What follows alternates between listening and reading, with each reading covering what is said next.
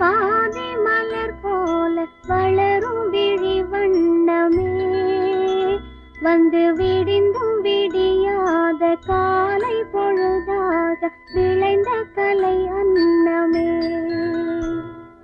நதியில் விளையாடி கொடியின் தலை சீவி நடந்த இளம் தென்றலே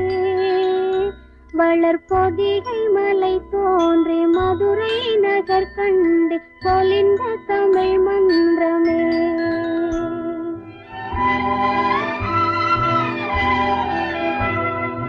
மலர்ந்து மலராத பாதி மலர் போல வளரும் விழி வண்ணமே